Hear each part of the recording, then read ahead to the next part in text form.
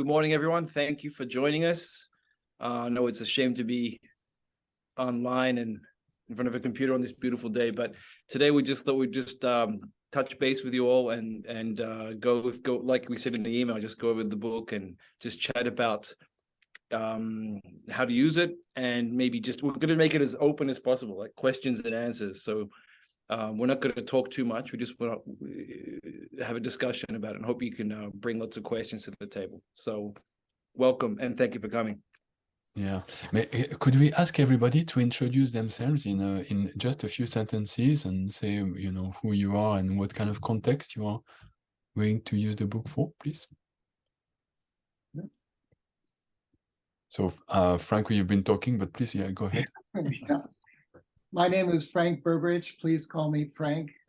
I've happily lived in Japan now for 30-some years, and I'm a retired teacher both in computer science and English. And I ran across this book. I didn't run across, I can't remember how I was introduced to it or found it. And I've used it for one full term in our program, which is adults here in so-called Scuba Science and Technology City. Has anybody heard of it that way?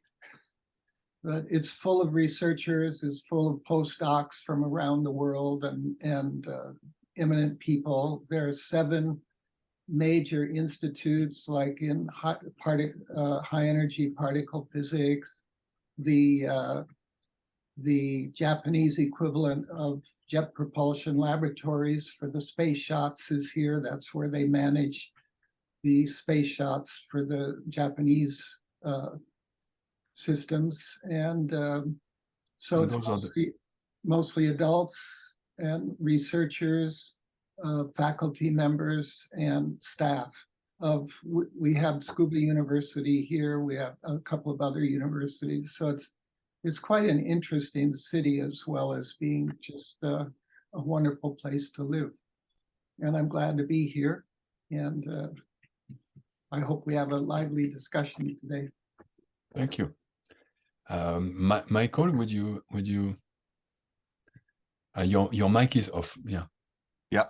Good morning. I'm living in South Osaka Prefecture, and I've been teaching almost 30 years in Japan, or in the Osaka, Kansai area. And this is my first kick of the can using Ibunka, and I'm a little bit nervous, but excited at the same time. I think you mentioned that your students were quite kind of low level. Maybe that's something we need to address today. Yeah, I'm looking at the reviewing the textbook, and it depends on the each year the levels vary.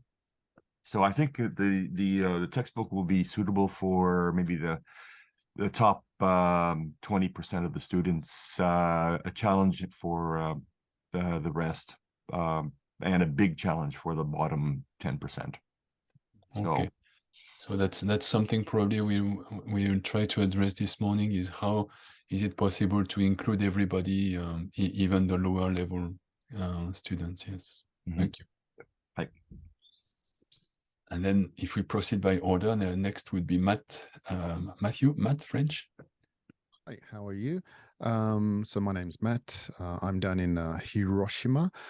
So I've only been teaching at university for the last year and a half. I came to a relatively low level university about a year and a half ago. For 5 years before that, I was an ALT in a different part of Hiroshima. So I came into a 3rd-year class in our global communication students, which ostensibly are kind of, focused on English. And so I took over a textbook and a course halfway through a semester, which was, trial by fire. Welcome to university, boom, somebody else's work. And the textbook just, I didn't know if it was me or the students, but the textbook we were using, which was an Oxford textbook, was just not appropriate at all. Just not appropriate for our students. I don't think it was appropriate for Japanese students, the class sizes, everything. But then again, they might have also been not a greatly motivated cohort. So I used it again for another year and tried to change it up, and was spending a lot of time modifying the materials to make it useful to the students, and just decided, look, that's just not enough. It's really just not appropriate for what our students need to do. So I was looking around for new textbooks, and got a whole bunch of different ones. And Ibunka, I think the main reason I chose it is that it has a very clear understanding of where the students have come from in the Japanese system, the Japanese school system, and also the cultural aspects of speaking. You just can't take a Euro textbook and just say, well, to my first year students or third year students here, just go and speak like a French kid or a German kid. It just doesn't work. So that very much appealed to me.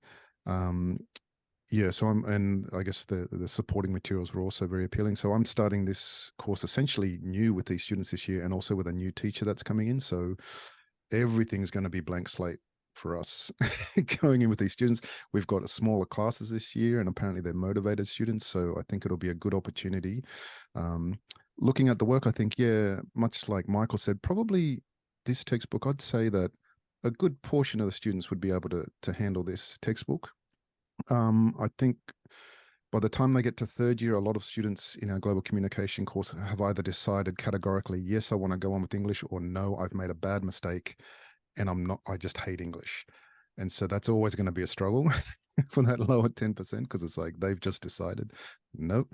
But it seems to be pitched at about the right level for our third year students who haven't been pushed a lot for oral communication. So looking forward to talking about that. Yeah, cheers. Thank you. Thank you very much. Joseph? Hi, everyone. I am also based in Kyoto. I work at Doshisha University as a part-timer, and I teach first-year students. I have the advanced students. I have 3 cohorts of them that I'm going to be using this book for. It's my first time to use the book, and I did have a chance to meet with Bruno, and he talked me through it a little bit in Kyoto, but I'm happy to be here and get some more ideas and get ready to use this book, which is very interesting to me because I'm interested in intercultural communication, and it seems to be very relatable to Japanese students. So I think it'll be fun to teach from, and I think that'll take me a long way this year. Thank you. And I think you're in the States right now, so you had to get up very early. Probably it's the middle of the night for you or something, no? No. It's about 7 p.m. 7 p.m. Oh, okay. Oh, good. Great. Thank you very much. Mary? Hello, everyone. I'm very glad to meet you, and thank you for holding this meeting.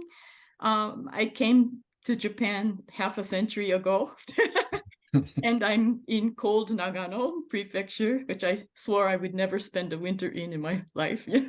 And I teach at various universities in the area, and it's the first time for me to use this book. And like Michael, I also have I'm a bit worried about whether the level will be easy enough for them. But the content looks very interesting, so I think we'll be able to work it out. So thank you. Thank you very much. Brooks? Yes, hi.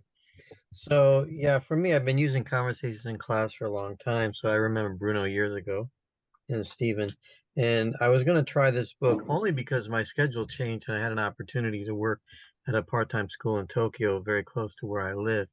And the problem was at the university initially, I thought it was going to be oral communication. So I thought Ibunka would be like conversations in class, like a higher level. But the problem is that this university, they want us to integrate, I think, with presentations as well. So I'm kind of wondering how to do that along with the assessment.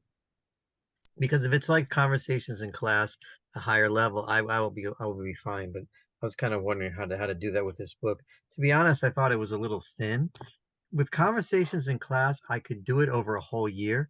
and the worksheets that were made by Jerry or Bruno are really helpful. But with this book, I just thought, but maybe I can do it because my classes are 14 weeks. It's a 100-minute class. So I thought for one semester, I want to try in the fall. So I think so, but I just kind of wonder, how it's going to go. The academic level is probably going to be pretty good. I think it's going to be an elective class from second year to fourth year students.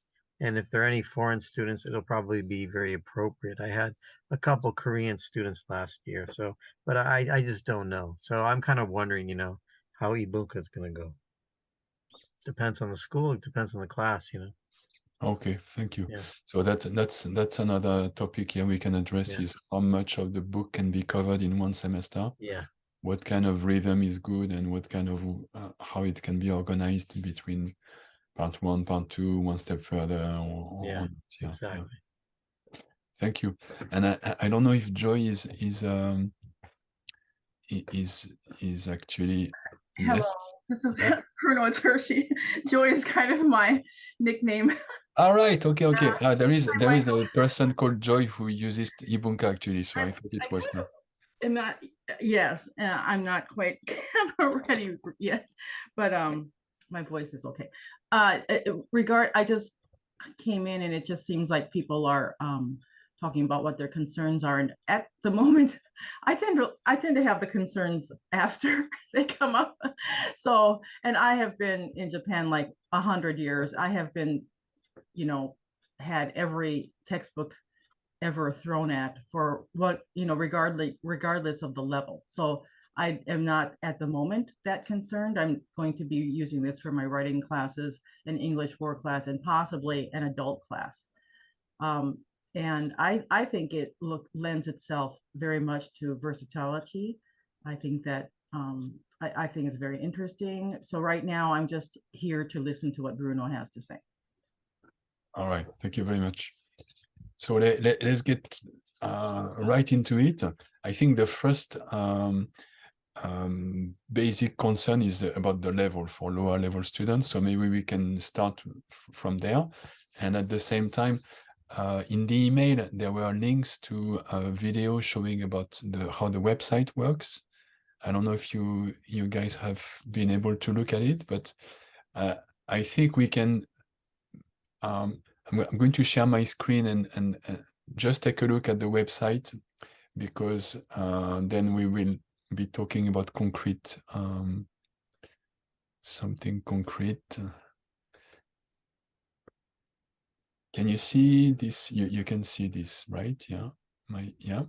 So this was sent to you in the email. I will share this this Google document later. We wrote a few questions here, but it's just a reminder. So there are passwords still. If we go to the website itself, for example, this is the teacher website. We need to input one password, ITPass135.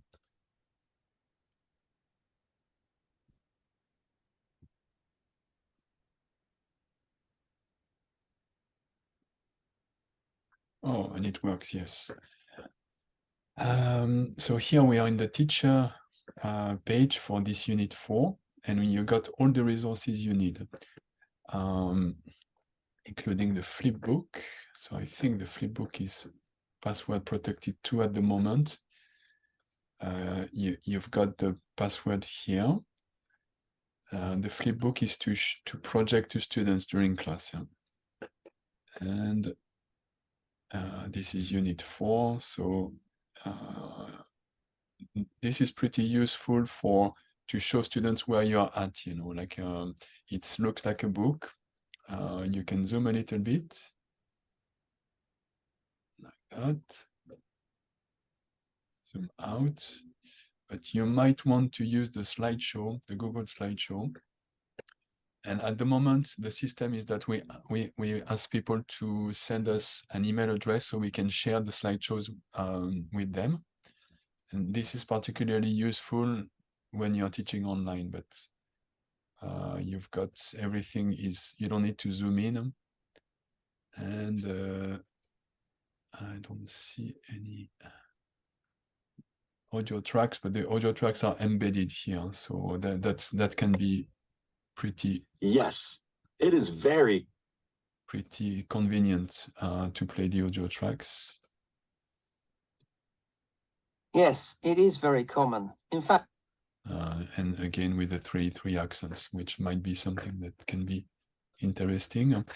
Anyway, I'm not going to go over the whole website again. You've got everything you need, and in terms of scaffolding for lower level students, here you got the translation of the vocabulary. These words are the words that are in each page. There is a vocabulary box here, and you just go to the website, to that page, like this is page 28. So here, and you got the translations of the words. So this is for you, this is your page, the teachers page. Some universities are don't agree with Japanese and translations, so we had to protect those pages on the student side with a password, and the password is IBPass791. Let's try it.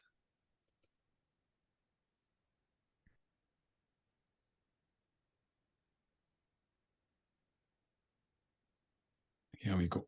So they can access with their smartphone, and they can access the website with their smartphone. And if you have given them this password, then they will be able to check out the vocab in advance. So that's already a big thing. For example, you could ask students in advance to write here the translation of the key vocab, and already one first step, I think, is already covered to make it easier. So you can also go through this during class and start with the vocab maybe. And there are many ways to do it, but the faster way would be to ask them to go over this and write down in their notebooks, in their textbooks, ahead of the class maybe. Stephen, I think you had pretty good students, so I've used the vocab in most of my classes. I do it. I mean, smartphones, they need to have that backup. Most of my students are not quite, they're intermediate level, but they're not on the level of they're not that higher level. They do need that, just that, the knowledge that they can look it up whenever they need it. So I've given them the password.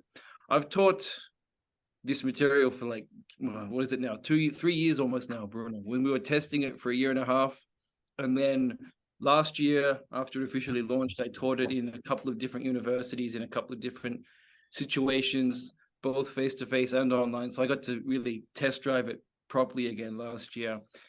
And some things, the vocab is a good feature, but I want to talk mostly, I mean, my bit today is talking about, I want to address what Brooks asked about, which was assessment, because a lot of people have actually written to us and say, how do you assess students with this material? And also the presentations bit, because I found that we didn't think about presentations too much when we were writing it, but in the end, when you get to the last class, you sort of want to tie it together somehow. Now, each class, we give the students a little leeway to express themselves. We give them this scaffolded language. There's patterns for them to copy, to express themselves about what they think about the material, about their own daily lives, and then gradually build it up to more and more complex expressions. But they're only very short. I mean, you can make them write longer stuff, or you can make them say, short presentations in each class. But I found what is really cool is in the final or midterm, as well as the final one, make them go and research something. And once you get a little bit into these topics, once you've done like 3 or 4 of these topics, you'll find that there are some of them that just click. Like everyone has their own certain interests. Like all the students, Some of them might be interested in different, some of them might be thinking about studying abroad. So they're interested in different classroom styles, or they have studied abroad. So they've experienced both of that. And they can talk a little bit about that. Or some of them might be interested in the sleep and rest one. The topic about sleep and rest is something that Bruno introduced me to a long time ago. I never thought of sleep as a cultural thing, but in Japan, the idea just using sleep and rest as a springboard to think about daily life and, work ethic and, all these different things, which are kind of, they're difficult to get students to think about if you introduce it as like as a theory, the Japanese work ethic is da da da da. They don't click with that. But once you say, okay, how many hours a night do you sleep? Where is it okay to sleep? These topics, you started off with that. Then they start thinking, okay, then they just sort of, they answer that. And then they realize, hey, this is kind of interesting, because they read something that a foreign, someone from a different culture has written. It's like, oh, that's actually pretty different. And then they comment on how they were surprised by that. And then once you get to the point where they're really sort of, into it, then you can say, right, we're going to do presentations. I want you to look at all of the topics we've covered, be that 3, 4, 5, 6, however many you've done. Choose one, go and research it.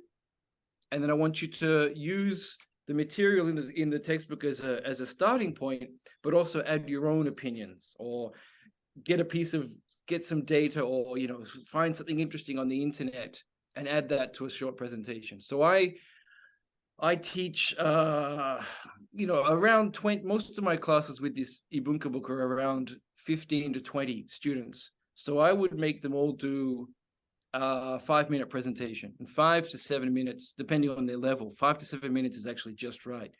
So you make them choose a topic and tell you the topic in beforehand, so you don't all have them all doing the same sleep, or all of them doing the same in the classroom or whatever. You try to get a little bit of a variation going, and then give them a week or two to prepare. Make some PowerPoint slides or some slides, and then they present on that. So, and I found what was really cool in last year's presentations was I found that many students would use expressions from the book, or they would use data from the book in their presentation and then add some extra stuff. I didn't give them I didn't give the instructions that I gave them that explicit. I just said, okay, it has to be 5 minutes, and it has to be, add your own opinions. But they did go back to these key expressions that we had in the book. And I found that was a good way to make them review everything, because once you finish the topic, it's like they move on to there's another topic, and that's kind of exciting to start digging into. And then we don't really go back through the book too much, but making them do a presentation and go and work on that themselves is a good way to do that, I think. Stephen, what you're mentioning now is about the final test, final right? class. I do it in the last class, end of but semester. I'm thinking this year I might even do it midterm as well, because it works so well. Okay. Bruno, you've seen some of the presentations we did, like the very first year of this. Yeah, I have. It was really nice, yeah. But so this is the end of the semester. It's not like the weekly activities. Huh? Yeah, we can rebound on that, but I'd like to comment on what you're saying, is that indeed, apart from the purely linguistic level question, like they know this vocab, or they know this grammar, or they can express themselves, etc. There is the fact that if the topics are actually interesting to them, it's a game changer completely, because when you are asked to talk or understand a text about something that you don't care about, or which is difficult or abstract or whatever, and then if you are asked what are your cultural habits, and what about asking your classmate what their cultural habits are, and let's think now progressively, and it has a meaning in their inside world, I think it really changes. It's like if you ask someone to prepare for an exam like TOEIC or whatever, and learn difficult words on the one hand, and on the other hand, you send them to a country, and this is your host family, now communicate. That's completely different approach to to the language. So we are hoping that there will be that at play as well, not just linguistic aspects. And Matt sent a question in the chat of Zoom. If you have questions, please don't hesitate to just write them in, or actually just start speaking. You know, I mean, I'm French, so I'm good at interrupting people and jumping in. I've heard that for Americans, it's, you know, you don't do that. It's considered rude and everything. But no, in New York, it's okay, Bruno. yeah, is it? Yeah. So I'm more like you. I'm not more like the Americans. So Okay, so please don't hesitate to jump in, and but the written chat is another option. But Matt was asking, is it possible to get an Excel or CSV copy of the vocab lists? This makes it a lot easier to make online quizzes such as Quizlet, etc. So yeah, Quizlet is a really good tool. We used it for CIC, actually, Conversations in Class, our other textbook. At the moment, we don't have Excel or CSV, but the vocab lists are in PDF form. I'm going to show you again how to access that on the website. So this is, you can see the website here, yeah. This is the homepage for teachers, and the download page. On the download page, you can download, if you wish to download all the other tracks in one shot, it's possible here. And if you want to have the teacher's manual in PDF form, you can download it here. So it cannot be pre-visualized like this, but it can be downloaded. And I have it on my computer, so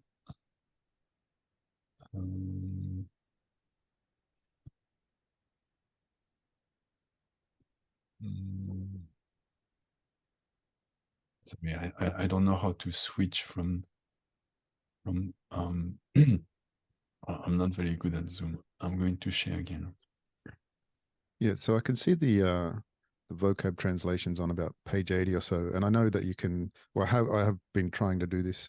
You can kind of kludge them into Excel, but it splits them into multiple spreadsheets, and you have to do a lot of editing to get them into a basic format. So maybe just a suggestion in the future, that would be a very handy resource to have. Just, you know, column 1 is the English, column 2 is the Japanese, and that's it. And just have that all the way down. That then you can just zip, import them into Quizlet or whatever. That would be super You can handy. do bulk import in Quizlet, yeah. Yeah, so if you get it set up, you can just import it in like a minute instead of kind of manually going in and doing that all the time. So maybe just something in the future that would be a very, I think, an easy resource to add, but it is very powerful for teachers and saves a lot of time. I think we can get that done before April. You know, this is possible. Yeah. I mean, I'm not making a promise right now here. I'm just, but this is something that sounds very useful. So I think we can get it done. I can just show you a bit the teacher's book for those of you who are not familiar with it. By the way, this is the first edition of the teacher's book was very long. It was like 200 pages long, and it was a bit overwhelming, maybe. This new edition is a bit shorter, and that's the PDF I'm looking at. Vocabulary translations are at the end here. So for those of you who don't want to allow smartphones in the class, for example, they can be photocopied as well. But we'll do the Excel sheet. Google Sheet would be all right, would it? A Google Sheet functions the same as an Excel sheet, so. Yes. To unmute myself, yes, that would be all right. Okay, thank you. I just wanted to add too that you can also bulk import on another tool called Memrise, if anyone's heard of that one. So it would be very useful. Thanks, Matt. Memrise is something similar to Quizlet? Yeah, it's called Memrise, MEM Rise. It's a little harder to sign up for though. Quizlet's super easy to get students using. Memrise takes a sign up process and it's kind of annoying, Mm. but it's nicer.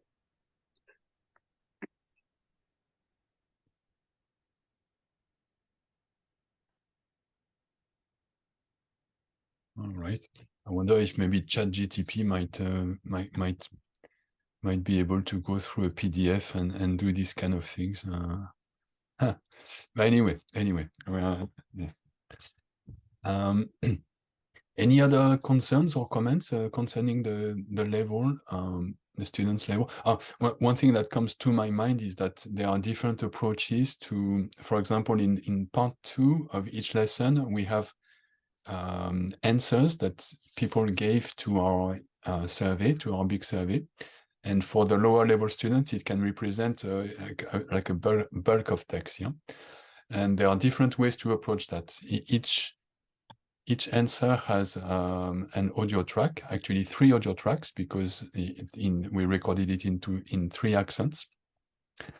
I think that would fit maybe the higher level students. To approach the content from the audio point of view is kind of more difficult, it seems to me. But it can be used as to avoid monotony, you know, like that can be a way. My feeling would be that for lower level students, get them to read it first might be easier.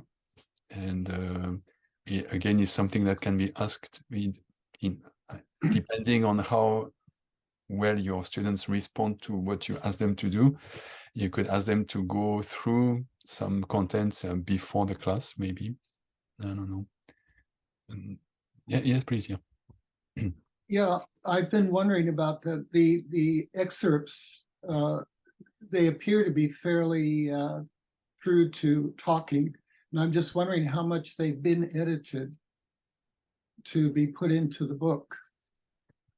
We edited them quite a lot, you know. I mean, they are all real responses to a real survey, huh? But of course, we shortened the sentences, cut them into 2, you know, made sure that there were no tricky passages that would lead students to confuse, you know, etc., etc. But so it's authentic material, but curated, let's say. Okay.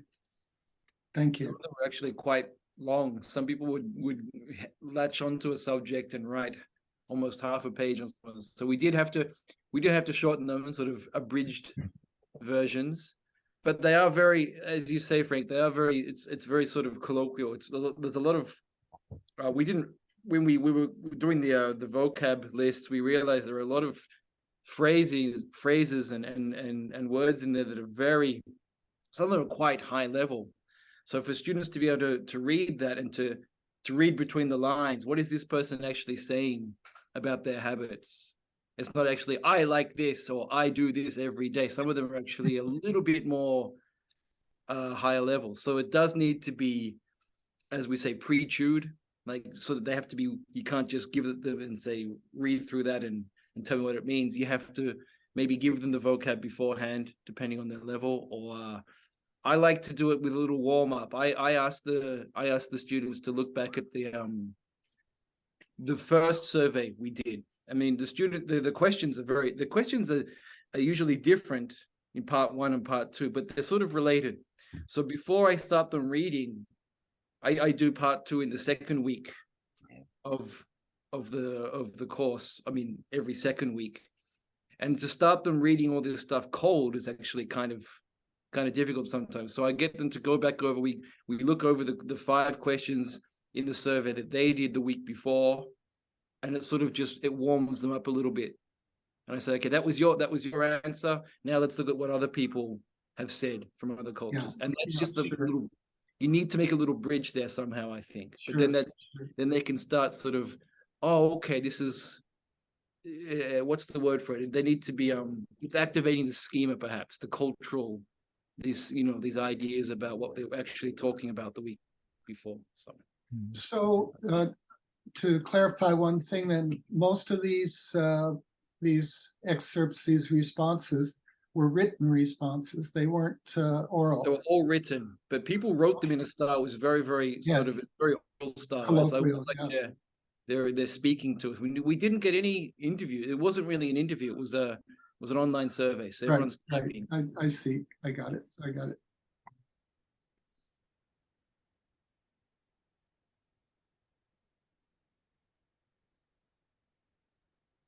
Bruno, I'd like to hear more about oh, sorry, Matt.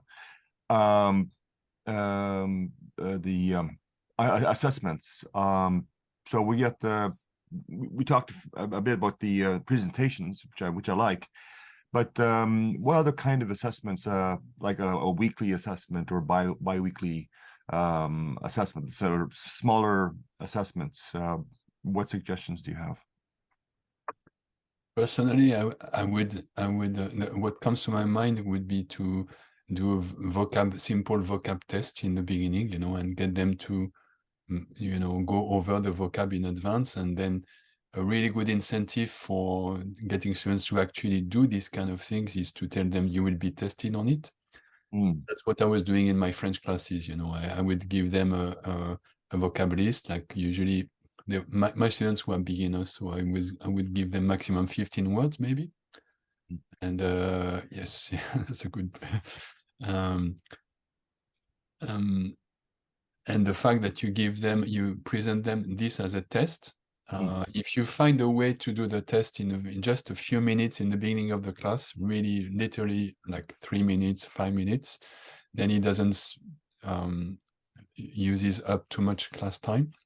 And they are pushed, the students, if they know that they have a test that they will get a mark and they can succeed, and no problem if they do a reasonable amount of work, then they do it. They are rational beings. So that would be my suggestion.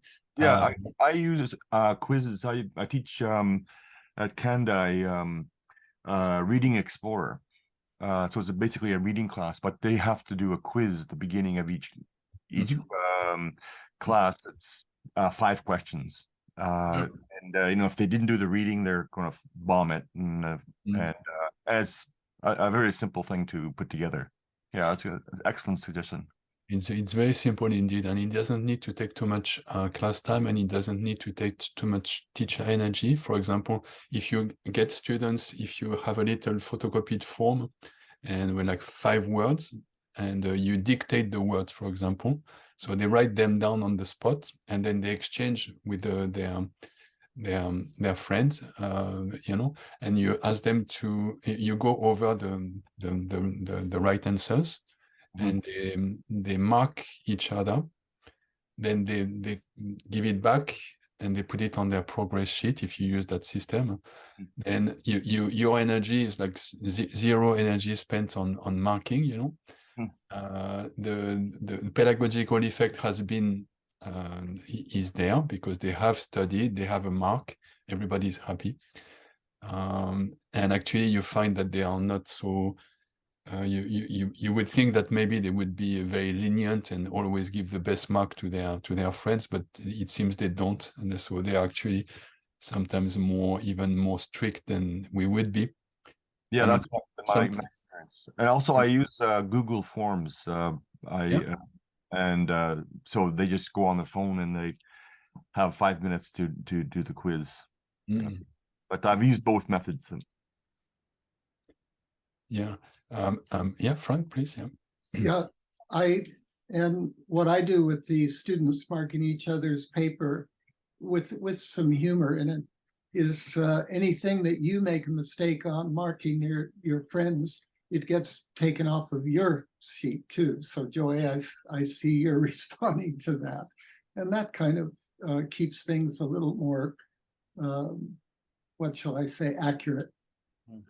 Yeah, so students can appeal to you, like they say, they can tell you, oh, I think that was wrong, the evaluation of my performance was wrong, and then once they have been okay, cool. Yeah, this We've been working for many years on what we call the immediate method, which is one of the tenets of this approach is to test students as often and in as varied way as possible, so that it motivates them and it guides their learning, basically. I saw that Matt was holding Jerry Talandis' book, teaching speaking skills in Japan. It's based on this approach. So the idea is that if we give students tests which are fair and they can succeed them, and to prepare the test, they will need to be doing something useful that will make them progress. And then they are rewarded accordingly with a good mark. Then it's really a really good tool to use. But it's important to not spend too much energy on it. The teacher can easily go and spend 2 hours, 3 hours correcting stuff and marking stuff. And that's really, we want to avoid that. The ideal is like zero work outside of the class. So that's something to put in the equation. Minimize your work so that you can maximize your attention to the students and what's going on in the class, and actually use your energy for useful things. Yeah, well, it's also a good, I think the sort of theater of the students acting a little bit like a teacher. Yeah. And what was this method called? What was the jargon that you used for it? The immediate method. The immediate method. Immediate method. Immediately, yeah. Like students Sure. are tested immediately. That's it was born in the context of originally French teaching and conversation teaching, oral speaking. And the idea was that they would need to use immediately what they were taught, and they would be tested immediately on it. So everything is immediate, and that's how we called it, immediate method. Yeah. But it's not exactly a method in the way that you have to follow this step and that step, but it's more like a set of principles. And one of the principles is that we preach and practice is that if you test students in a meaningful way, it will motivate them and it will actually guide their learning to something good. So, absolutely. Matt, what was the textbook, the book you were holding up? I couldn't catch. I put it in the chat. It's called "How to Test Speaking Skills in Japan" by Jerry Talandis Jr. And I think it's on the Alma website, or you can buy it on Amazon. It's very cheap. It's like sen 200 yen. Yeah, I'm just going through it now, and yeah, just thinking about how I could apply that to my higher level students who'll be using Ibunka, and even to my lower freshman students, because I think it just that underlying principle of immediate feedback, whether they get a stamp saying you asked a question today, or you answered a question today, that immediate kind of thing where they can see it on their sheet or whatever. I think that's a very powerful powerful for Japanese students. A lot of the things I look at, and you all know this better than me, I think, is that a Japanese university first year or second year student is not the same as an Australian first year or second year student in terms of the amount of what's the word, independence I would expect them to have. I've got to stop thinking of them as, you're in university now, you should have this, you're an adult, you should work this out. It's like, no. They're just high school students who've been told what to do all through their English classes, and I have to accept that and use methods that will work on essentially big high school students. Absolutely. And there is also the cultural aspect of it, which is in Japan, you don't want to stand out and you don't want to show you are good, actually. So it can sound like, you want to put yourself forward and you are immodest. So tests are actually a way to liberate Japanese students, because if it's like, okay, who wants to tell me the right answer? And they're like, me, teacher, it's very nice to do that in the States, but in Japan, you might even look ridiculous a bit, more like stupid. Whereas if you say, this is a test, you need to do it to get a mark, then it's like, okay, I do it because I have to, right? So I do my best, of course, to get a good mark. and it's very liberating actually for Japanese students. It's Yeah, Bruno, just sorry, can I jump in with I've been using the immediate method, since I met Bruno like 20 years ago or something now. But this textbook wasn't written as a conversation textbook per se, but there are certain parts of it that can be, as we just said, can be used with these speaking tests, like immediate speaking tests in class. And I found that page 2 of part 1, where you've got an interview, and students are preparing their own answers, and then they interview 1, 2, or 3 other classmates. I find that just if you want to do a speaking test here, this is the best place to do it, because you can do it if you have a large class. You can go around and do them one by one, or you can call them up in pairs, or I like to do it in pairs privately away from the rest of the class. And I would give them 2 out of the 5 questions. I would have them, I'll just throw 2 of them at them, and then they've already practiced this with their classmates. It's just a matter of giving you 1 or 2 answers, and you can mark it. I have a progress sheet. Even if I teach this in a Zemi or any type of class, I have a progress sheet where they get a stamp for what they've done on the day in class, a stamp and a mark out of 10, and they take that with them, and then that's something that's done for the day. They've got something, something out of the class in the first, half an hour, 45 minutes. But also it's possible to I do mark expression. So on the 3rd page of the unit, where you have, they're sort of putting different phrases and words together to sort of make more complex and sort of richer expressions about how they react to this, how they feel about their own cultural habits, or how they feel about Japanese culture, for example. It's possible to mark that as well. I go around with the stamp, I stamp their textbook, and I give them a very, very quick mark. Very simple, just 1 out of 10. And again, that's immediate feedback for them. And then also in part 2, once you get to the people in other cultures section, obviously there's true or false answers. That's like it's a correct answer, or it's an incorrect answer.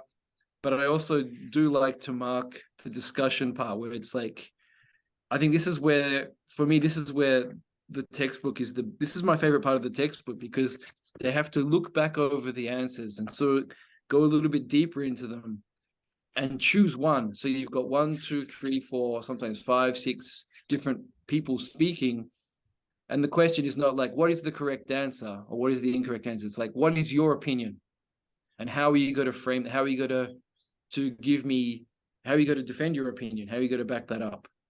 And that's where students really start putting in some effort, I find, the discussion one. So we have a very basic sort of pattern to start with. I found Mark's response to be the most controversial for me, 10, 10, 10, 10, 10, and they've got to build it from there.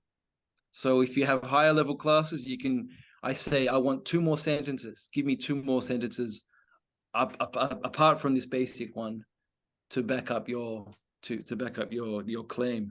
And then that's where you can start giving them, some more detailed marks. Yeah, indeed, the fact of being this is making it active, like the true false is a very basic way to proceed, which is they are used to it, it's like go through this text and let's answer some comprehension questions.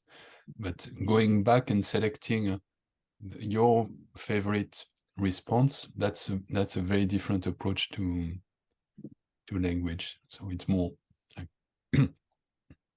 more active. It's the best way it's the best way we found to make them reread it. We don't want them just to read it once and have it just sort of whoosh out the other side. We want them to really go through it and sort of take the language apart. So that's making them choose one is the magic. We found that was where the magic happens with this.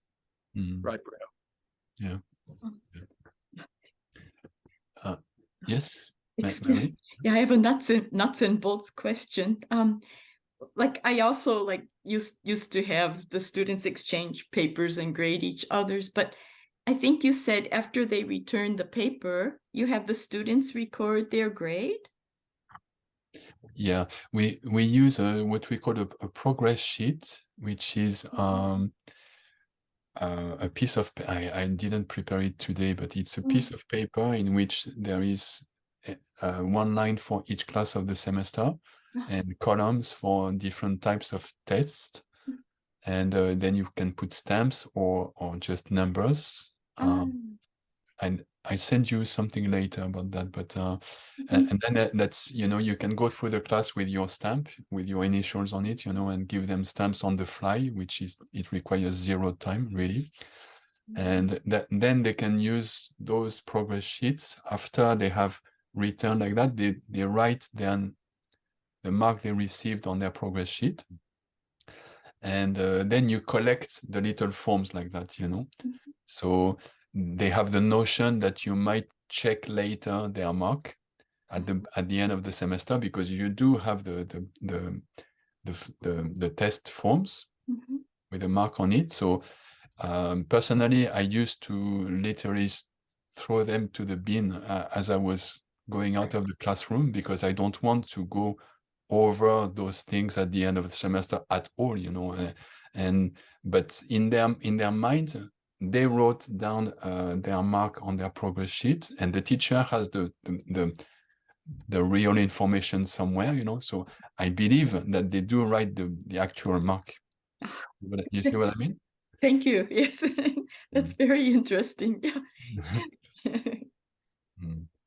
And really, this kind of test it's a lot of psychology. It's like how to push them in the best way to do something reasonable and without traumatizing them, you know. and while minimizing your own effort, because it makes no sense to spend 1 hour correcting or marking things after the class, you know. I know lots of teachers do that because they think it's kind of noble in some way, but I've seen students getting, you know, a piece of paper with the teacher spent 30 minutes writing, you know, many comments and everything, and then for them it was like, they just discarded it, you know. And then 30 minutes of teacher's time wasted, you know, literally wasted, because in their mind what's going on at that time is that, okay, this is done, I got my mark. What's my mark? This is my mark. I'm not interested with the rest. So except if there is another step of, you know, reusing that to correct your correct your mistakes and rewrite it, etc., etc. But that's another level of complexity and work for the teacher as well. So we already have to manage all the time, like the benefits, cost and benefits, really. Yes, actually, I often use the learning management system of our school, like like a Moodle, and I have the students write in forums, and I go through. I have a certain criteria for grading their forum responses, and then I also had the feeling that the students weren't really looking at what I had invested all that time in. And but the upside was that I often used their I looked at what areas needed attention, and then I would make a quiz for the whole class at the beginning of the next class. And then in groups they would go and they would find together like how to correct this mistake or whatever. So but it takes a lot of time, so I'm happy to hear your idea. You might find that with you know, 1/10 of the time you were spending, you can get the same results, maybe, you know, like just go very, very quickly through that content, pop, oh, I see, and very quickly you see the 2-3 big mistakes that everybody's doing. And as you said, you know, in the following class, you get them to work on for a few minutes on those 3 things. And here you go, the 90% of the pedagogical effect is done, and the energy spent is a fraction of what you would have spent otherwise. So Oh, that's very nice. Thank you. Yeah. Yay. Bruno, we've got a question from Brooks in the comment. Is it talking about the one step further section? Should we talk a little bit about that? Because we haven't really touched on that yet. Brooks is asking, where is the extra content for higher level learners? Does that start on page 74? In answer, brief answer is yes, it does. We've got what we call the one step further activities. Now, most people today have said that, you know, their classes, the level of their classes is going to be, you know, fairly okay for Ibunka, but we realized that as we were making it, we hadn't envisaged that, of course, it's going to require a little bit more linguistic ability than just sort of false beginners, A2 or, you know, first year university students. We need a little bit more ability to tackle this content, but we were able to bring that down a little bit with the scaffolding for the vocab translations and things like that. But we thought we could also extend it up the other way. Sort of, if you have students who are really into it, who sort of much, you know, a little bit higher level and much more motivated, then we wanted to give them more content to be able to sort of access and start, you know, go a bit deeper into these topics. Now, if you have the book on page 74, we have 2 pages of what we call the one step further activity for each topic. And these are just basically made up of all the leftover extra comments that we received, extra responses to the survey, which are kind of related. They didn't fit into the questions we had in the main unit, but there's still, some of them are very, very interesting. And we thought, how are we going to make students, you know, we want students to read through this and sort of dig out this interesting cultural information, and also these really cool phrases and, you know, lots of nice vocab in here for them. We want them to pick up. So we have this thing called looking for patterns. And this is the only place in the book where we really get any, you know, we talk about, you know, theory or anything sort of abstract at all. So we give them 2 patterns. So we say, hey, there's one, for example, the one that's on the screen now, socializing. This is about, where do you socialize, at home or do you go out? So cultural pattern A is socializing outside of the home. And we have a brief sort of explanation of what we mean by that. And then B on the other end. So it's sort of like, if you think of it like a continuum, or we thought about excuse me, we thought about it as a continuum to start with, but we realized, hey, let's just make it basically there's A or B. And what we want the students to do now is to do a little bit more active reading. So they go through these extra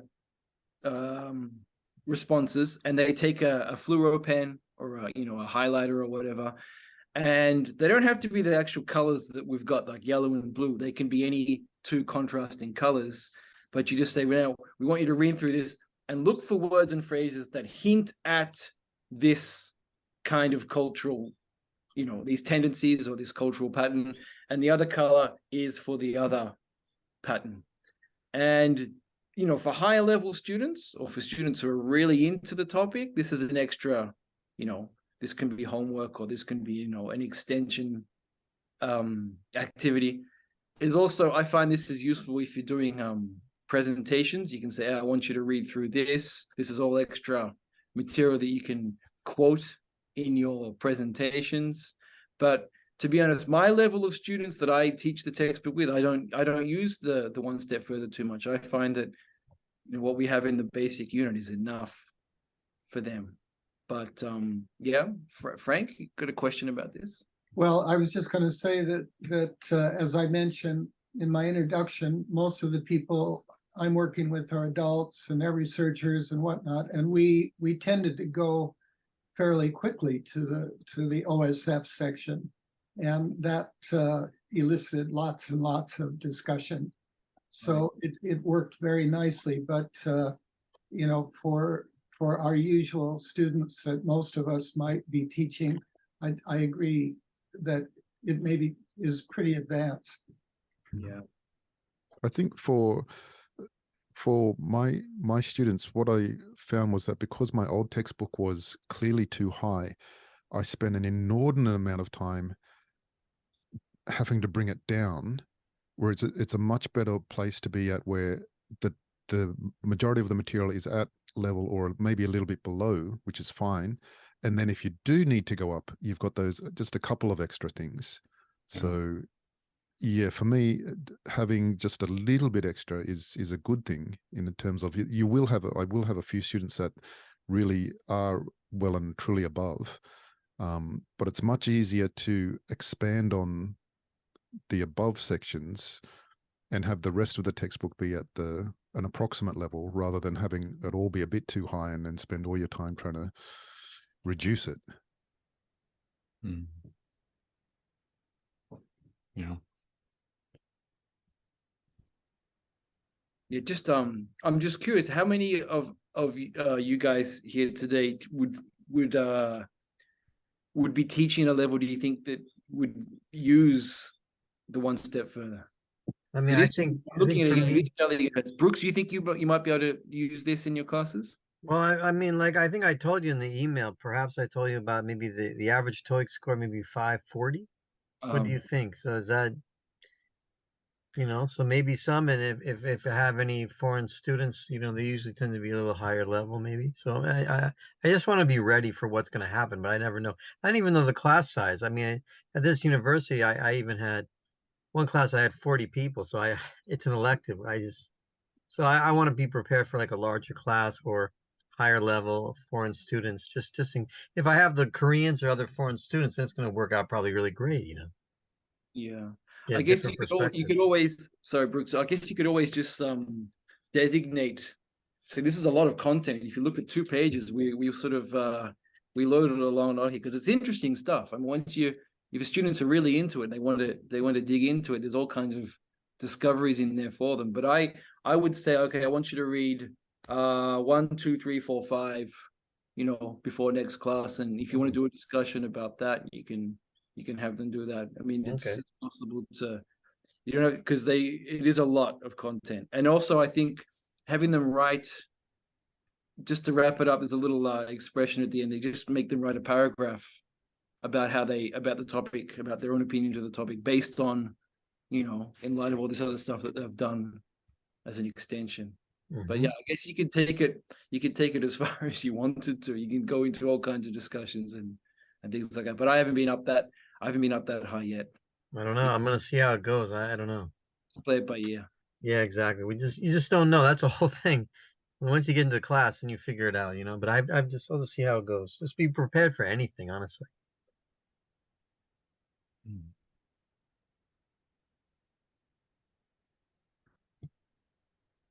I put a question in the chat about what were your intentions regarding the writing sections where they're writing their answers.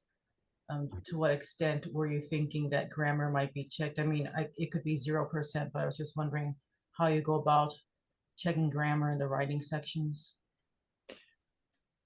You're going to use this textbook in writing classes, Hershey, yeah? Not as the main textbook, but as one of the exercises to give them opinions of culture. Yeah. Okay, but I mean the classes are labeled as writing classes. Sometimes. Should I change my textbook? No. Okay, goodbye.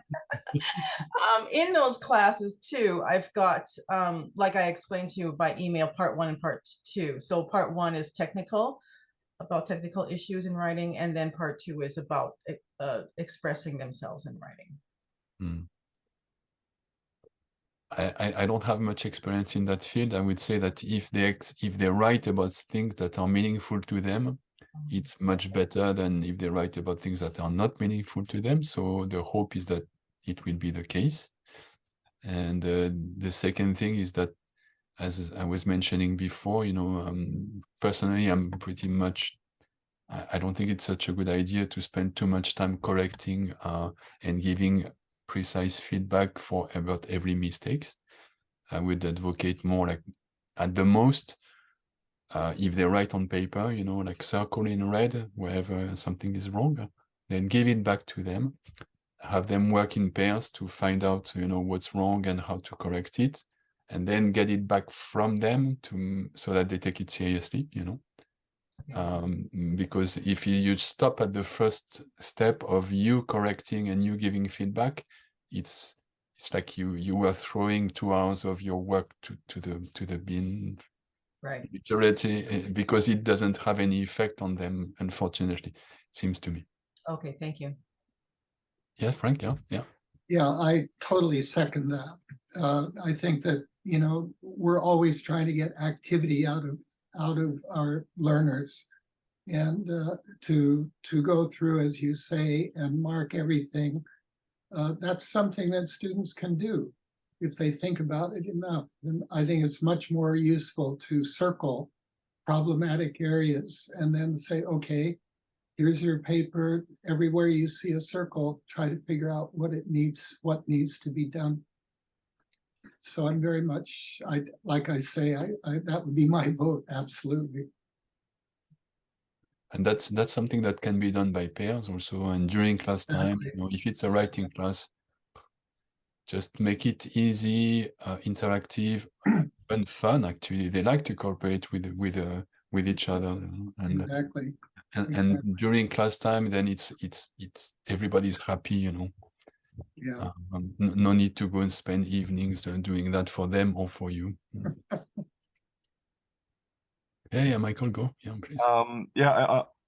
And in addition to this, I do timed writing, where it's not graded. They get 1 point for doing timed writing. So it's 3 minutes of brainstorming and 7 minutes of free writing, and they just get a point for that. And I've been thinking about using Ibunka. Like if I usually give a topic, like the first day would be self-introduction, or talk about the spring holidays or various themes.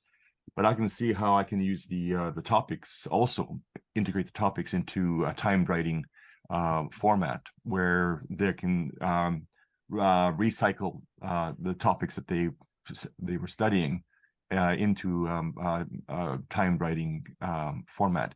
And I don't have to grade it, but they've already been thinking about the topic and been discussing it, and so they got that stuff fresh in their heads, and then it's like, okay, let's spend 10 minutes just writing about it, and no textbook, no dictionaries, just what do you think?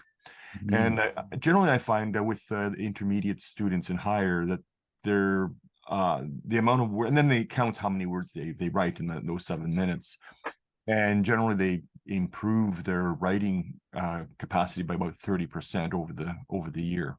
And the students like it because they know it's not going to be assessed, and they can express themselves however they choose to at their level. So And I found it quite effective. no grammar check, right? No grammar check, no. They just go ahead and I've heard of that, where they have a teacher had made or asked her students to write every week and no check, and she insists that they really improved in their writing skills. So I think that's a good idea. Yeah, and final assignment I have at the end of the school year, especially if I'm sick and I miss a class, a makeup assignment on demand, is I ask them to choose three timed writings, and I increase the word count to about, like, depending on the level, 150 or 200 words. So if they wrote 125 words, so they have to add 25 more, and they have to correct the grammar and on that. So or they can improve the writing, and then I assess that. Then I read those. But that's a kind of an extra assignment at the end of the year. But they correct their grammar even though throughout the course they have not been taught grammar. So just based on their knowledge. Yeah. Okay. Yeah. And you know, the effectiveness, the low level students, they're still going to have lots of mistakes in that. But they're spending time on task. Okay. Thank you. It's very interesting indeed. Yeah, there is it's not just the grammar, and it's also the attitude to writing. Indeed, yeah. If you can change your same as the attitude to speaking, actually, you know, it's very scary, I cannot speak, or I just go and try and do my best. The same can be is probably true for writing as well. Indeed, yeah. So that's very interesting what you said, Michael. Thank you.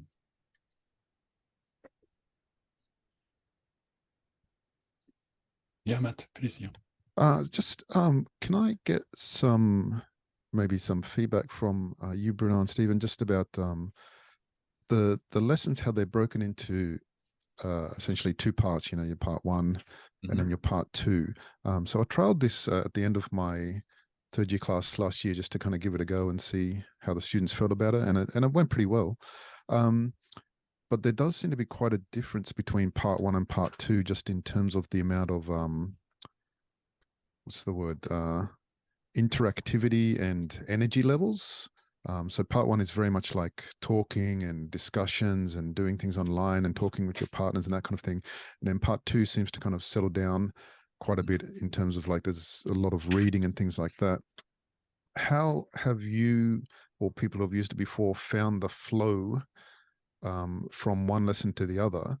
And have you needed to do anything in either to kind of keep engagement up, or how have you found that kind of working out between the 1 and 2 sections? Yeah, mate, you're absolutely right. I found that myself as I was testing it. Part two, obviously, they're learning about things. Part one, they're talking about themselves, so they have all the answers. It's just a matter of expressing it and sharing it. But part two, they're learning new stuff. So it's got to be analytical and sort of more comprehension based. It's true that the energy level is a bit down in the second class, but the way I get around that is, like I said before, I don't start part two like, hey, let's get into this and start reading it. I look back at, let's look at what is the topic again. We're talking about interacting with strangers. Okay, so what were the 5 questions? And we look at the 5 questions that they did the interview on the week before, and I would just go into a spot. I would ask a couple of students, what would you smile at someone when you pass them on the street? And they have their answers the week before. They're written in the textbook, so they can refresh that a little bit. So it's a little bit interactive to begin with. And then we go, okay, now we're going to look at what other foreigners, people from foreign cultures have said. Let's get into that and do some reading. That's one little way to start the class, with a little bit of interactivity between me and the students, but not so. You could have them, I guess you could have them ask each other as well, a different partner. Yeah, I was thinking how would I do this? And the second week seems to be there's an opportunity for teachers to maybe throw in their own kind of materials there, whether it's, let's check out a YouTube video, or let's check out an article or something like that, and make it a bit more targeted for their students. Because, for example, the creativity thing at the end with the manga, which is nice, maybe instead of doing that, they can do something different there, or I don't know. I think the second week is where I'm going to, me and the other teacher will not have to, but I think there's scope to link it even more back to real life things. And I noticed on the website there was a couple of articles and links. There's links to articles and things like that with relation to sleep. Find an article on sleep on the Japan Times or something, and maybe have them comment on that, or a video or something like that. So maybe that's something there. And I guess one of the other things is, I don't know if the other teachers here can chime in, is that I sometimes get a bit worried about the lessons being too formulaic, that we do this, then this, and then this, but then also thinking, well, I only have them once a week for 90 minutes. And, essentially, even if there is a formula, you're only doing that every 2 weeks, because of course you do part 1, part 2, part 1, part 2.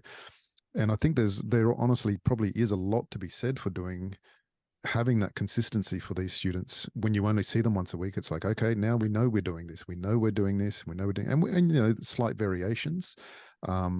But I kind of sometimes feel, I need to keep changing this up or doing something interesting or different. It's like, well, maybe that's not helping them doing something interesting and different all the time. Maybe it is better just once a week that they know what they're doing in that limited amount of time we have together. I don't know other people's experiences with that.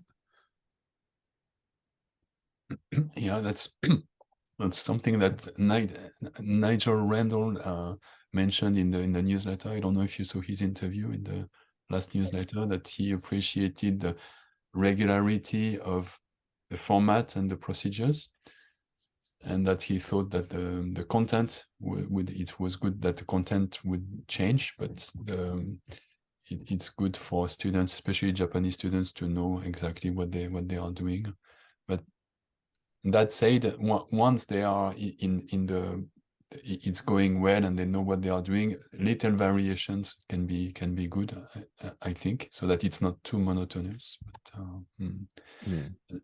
another thing is that I went to see Henry Foster's, and it's one of Stephen's colleagues' class, and he was using for this part 2, he was asking students to look by pairs. He was making pairs and asked them to look at one answer each pair, and then go and explain this to the others, and they would go around class. And so that's one way among many others to deal with this kind of rather large volume of text in an interactive way.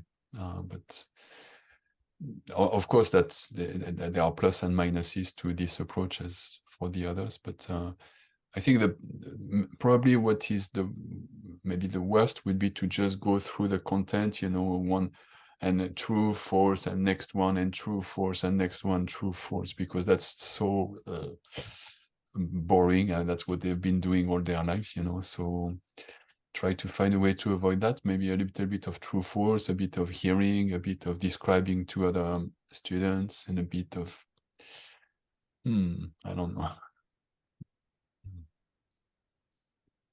Bruno, could you would have a suggestion about this? Sorry, quick thing. Could you just rephrase that activity that you saw Henry Foster do? I sort of blanked out there. He said, for example, in this lesson, he had rather small classes, like 15, 16 students, something like that. So he prepared pairs in advance, and he said, you and you're going to look at Billy's answer, and you and you, that the second pair will look at Maya's answer, and let them look at it together for like a few minutes, and then he would ask I forgot exactly the interaction pattern, but he would ask them to go around and explain to other classmates the content of the response they had been studying. So they had to make the effort of rephrasing or explaining. And that's kind of tricky because the students, the pairs who are listening to the explanation, they can just nod and pretend they have understood, and then that's the drawback. That's the possible drawback. But it's an interesting way to organize the interaction. Anyway, I thought that's so. It opened up my mind to the fact that there are actually many ways to deal with that content, and it's possible to get students to interact with each other, with one another. Mm-hmm. Personally, I would also tend to think that preparing a bit in advance, finding a way to push students to prepare ahead of the class, if it's reasonable. If you tell them, okay, read these 3 pages and memorize it, that's like that's formidable task, is too much. But if you tell them, read this one answer in ahead of the class, and I will test you to make sure, so that they actually do it. Because the drawback of asking students to do something ahead of the class is that if a part of the class does it and the other part of the class doesn't do it, then when you get them to interact together, it doesn't work well. So if you give them a task which is reasonable enough, and you tell them that they will be tested on it to check that they have done it, then they will actually do it. And then it's pre-digested a little bit in advance. That's something I found in my French classes. Beginner classes, first year university. When I started my career, I didn't give them homework because I thought it's not feasible, it's not realistic, etc. But then I did. Actually, I started giving them homework and checking that they did it. I didn't check the content, I just checked that they did it. And I asked them to also memorize vocab, as I mentioned before, and I gave them a little test in the beginning of the following class to test them on that, you know. And I noticed a significant improvement on the quality of oral practice after that. Because when I was not doing that, they were discovering new vocab and new grammar and pronunciation, all of that at the same time. And then I tell them, okay, practice with your classmate. And it went okay. I mean, they did their best and everything, but if they had studied the vocab in advance, then they would really start at a higher level and everything would go more smoothly. And so.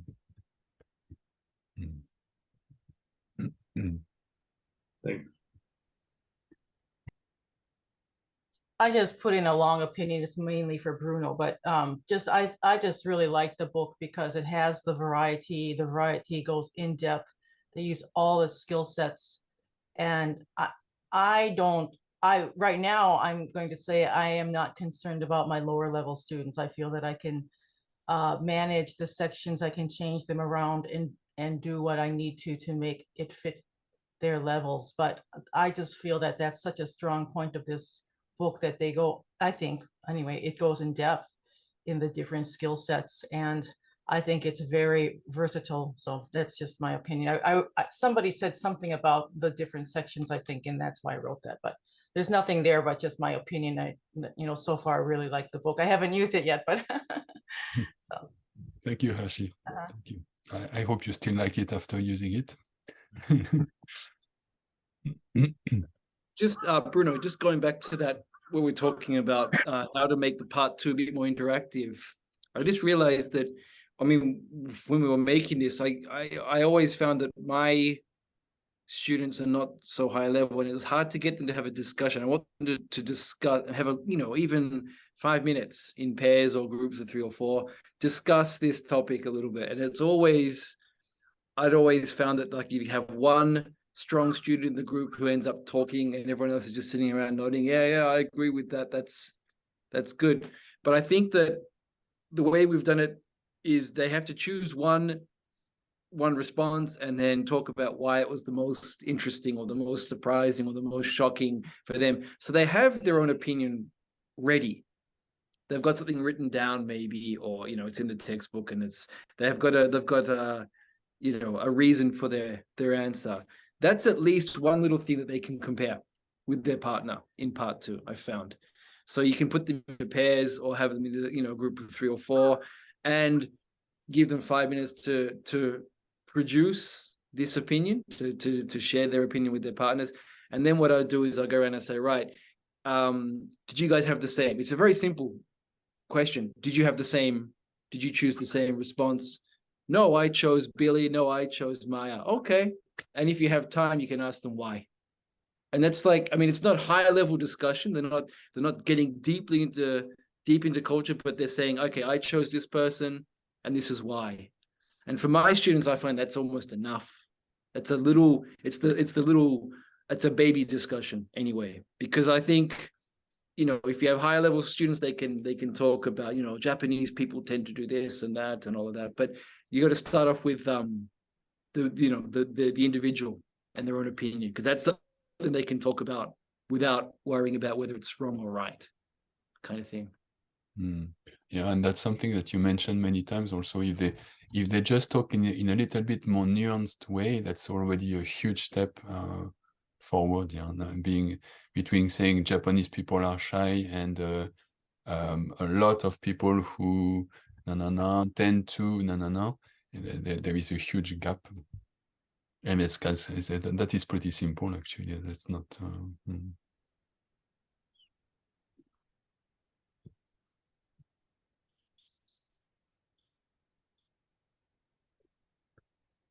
I will say that I did just as a test with my students last year. I did the sleep chapter, and being Australian, it was nice to see Australia represented in the sleep chapter.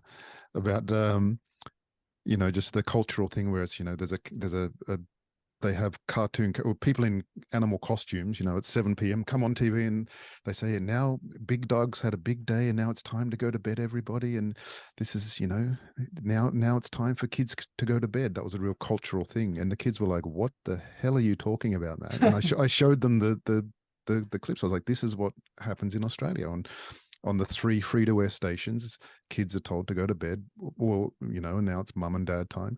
And my students were like, "This is crazy." And I'm like, "Well, what time do you go to bed? Did your parents ever tell you to go to bed?" And this got a whole discussion going by showing them the videos. So, I guess in part 2, yeah, that's an opportunity to go out and seek these real materials. And say, well, what are you talking about? For me, this is normal. Are you saying it's not normal in Japan? They're like, no, it's not normal. Okay, then let's talk about that. So yeah, that part 2, I guess, yes, for me, I'm trying to get them to see real materials as much as possible. And a lot of these conversations nicely lead into that real materials. It's like, well, it's not like that in Australia. And they definitely, I don't think they do it in America. So that's different. You know, these foreign countries are different. But yeah, that got a very animated discussion. Yeah. I think Bruno, when we were making this, Bruno wanted to show students that one of the things we wanted to do with this material is to show them, it's not just Japan and the rest of the world. It's Japan plus all these other cultures are quite different, even within Western cultures, like French in America, for example. That's something that Bruno has been, you know, has a very good book that was an inspiration for a lot of the material in this, about the differences between French culture and American culture. And even for me as Australian, as you say, Matt and Australia and America, there are differences there, which Japanese students don't, you know, we're all lumped into, you know, for better or worse, we're all sort of gaijin. And then one thing we want to do is say, hey, there are all different types of these different cultures, and they're very, you know, some of the differences are very subtle, but some of them are very, very important. You know, some of them they do influence our daily life very deeply. So if you can get students to see those, pick up on these little differences, you know, from, you know, Europe and the States or Australia even, yeah, that's kind of cool. Yeah. But that one about the sleep, that was my wife's response, because she saw, you know, Prime Possum or some character came in and said, all right, kids, time to sleep. And all my this is my nieces and nephews are all, you know, quite young at that stage. They all went, yes, sir, and they all went to bed. And my nieces and nephews here in Japan are, you know, running around till midnight. So that's a huge huge difference. It's like a little doorway to unlock, hey, now what does that mean to daily life and, you know, and our lives? So yeah, it's cool. Yeah, and it's a good idea to. I guess you found it on YouTube, that little clip. Yeah. Nowadays, everything can be found on YouTube. Yeah, exactly. And this was stuff from the 90s. So some, you know, these days somebody's put it up somewhere, you know. So yeah. They were very scared by Big Dog, Stephen. he's kind of nightmare fuel. He's one of these characters that, you know, in the 90s, it's like, oh, that was a good idea. It's like, no, that's a terrible idea.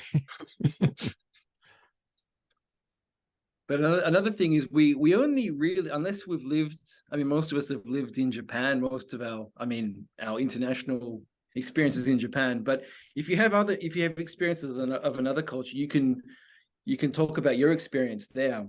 But I think, I mean, we're not, one of the things is we're not professional ethnologists. We don't study culture as our speciality. So we're not really licensed to talk about culture from ourselves and say, you know, Americans do this and, you know, Australians do that. We leave that up to the people's responses in the textbook, right? This is what people have said. We're not saying Americans are all like this or Chinese are all like this. We're saying this particular person who happens to be from this culture is saying this. So I think that's sort of that's a nice way, again, to nuance it a little bit. We don't want students saying things into black and white terms. We can just show hints, basically. Yeah, we did write some cultural commentary, and you will find it on the teacher's book and on the website as well. So to summarize some general ideas, indeed, but it's always tricky not to. We can give some indications to students, but not telling them this is the truth. You know, like French people are like that, Americans are like that. No. I missed the part. If we can have access to the website, then we do not need a physical teacher's book. Is that right? Yeah, I think so. I mean, you can we can send you a physical teacher's book. That's no problem. But I like to have a printed teacher's book personally. Okay. But yeah, the whole content is on the website and it's divided per lesson, and you can project it and look at it on some tablets and it's not really necessary. Yeah. Everything is on the website indeed. Yeah. Okay. Mm.